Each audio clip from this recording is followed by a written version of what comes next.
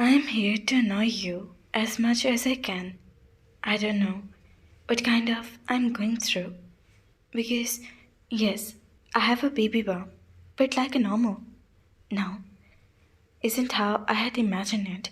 I had read books, see movies, and listen to stories from other people, yet none of it quite matched my experience.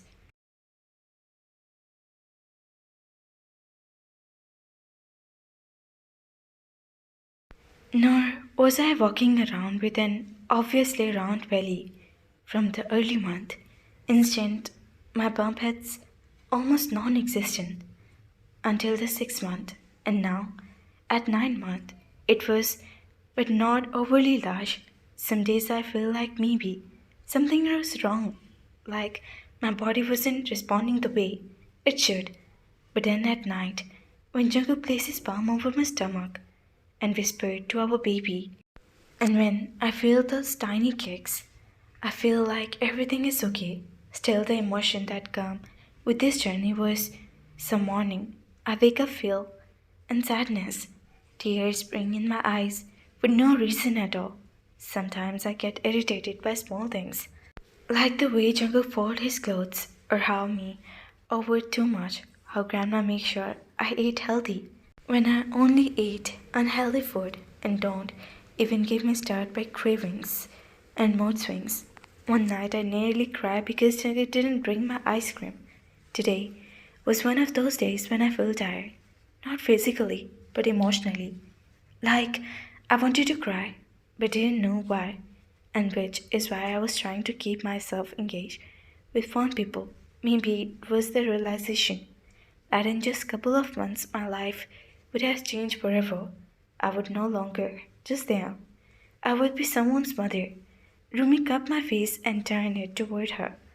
Only then did I realize I had lost myself in my thought, and I also realized John was standing in front of me, pinning me with his hand, because my foreheads would turn sweaty. All of a sudden, in the last few months, a lot has changed with me, with Jungkook, with Han, and with the rest of the family members. In the last 9 months, Jungkook had taken it upon himself to ensure I didn't lift a finger more than necessary. In the last month, he had around me like protective shadow, watching my every move, making sure I didn't stain myself. He wouldn't even let me carry a jug of water if you could help it. Even when I insist that I could do something on my own, he would be there, just in case.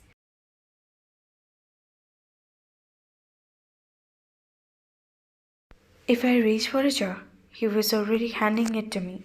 If I walked downstairs that to the backyard, his hand was over my back, and at the same time he had listened to doctor advice.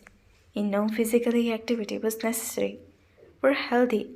That small and movements would help my body to prepare for the delivery.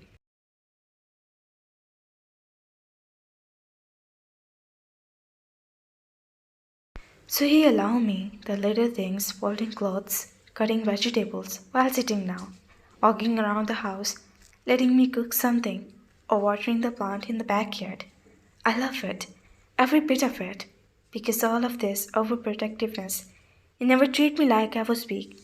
Instead, he treated me like I was the most precious thing in his life, and that made all the difference. They, him, Dion, I gasped out of my thought and looked around me. God, Hyung, what's happening? Hun asked. Are you okay? Why were you not speaking?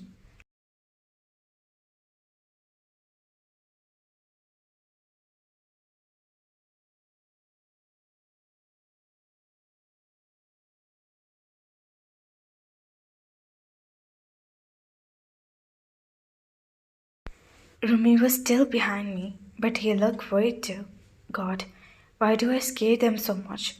I gently reached out on my hand and cupped Hun's cheeks, while I was also cupping Rumi's cheeks with one hand. I'm sorry. I just got lost in my thoughts.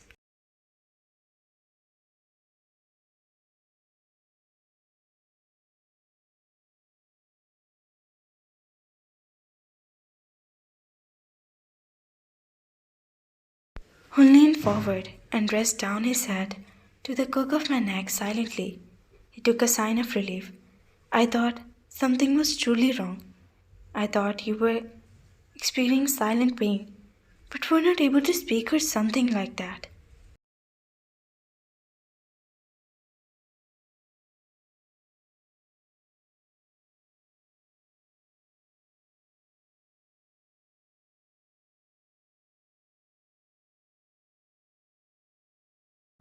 I shook my head. My fingers were still resting on their cheeks. No, Hun. I was just thinking something and get lost. Hun exhaled again, rubbing his forehead. You scared me, Ham. And she. He signed toward Rumi, who immediately looked away. She was on the verge of crying.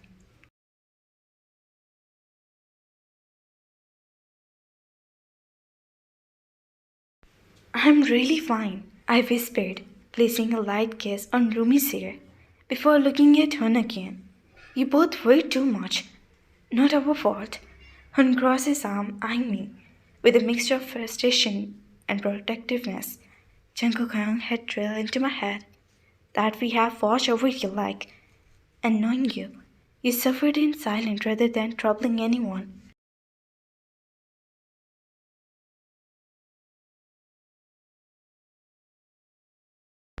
I sighed, feeling a mixture of warmth. He wasn't wrong. Rumi nodded in agreement, then hesitantly signed something with her hand before giving up and rested his head again on my shoulder.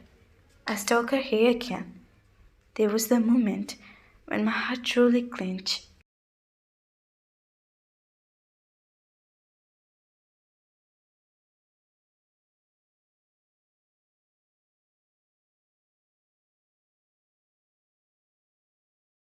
I blinked away the moisture, gathered in my eyes and smiled, brushing her hair gently. I promise I'll take better care of myself, okay? Hun looked at me, that not convincing. I rolled my eyes, then held Rumi's hand and walked outside.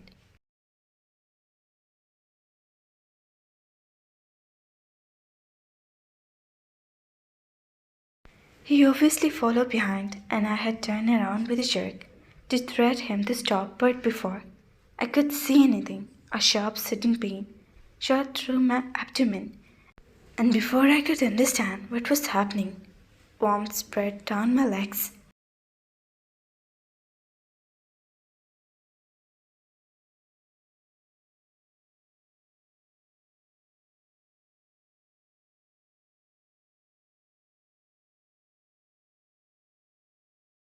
My breath hacked. For a second, I froze, stared at the ground. A heart pounded in my chest. They, Rumi's tone shifted to alarm as he stalked closer. Rumi's grip on my hand were tightened.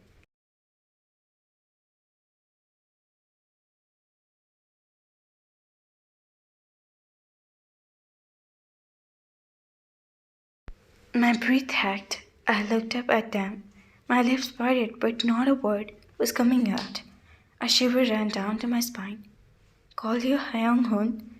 I started. Hun's eyes pointed as panic set in. Oh my god, Hyung? He's not here. Grandpa is not here. What we do?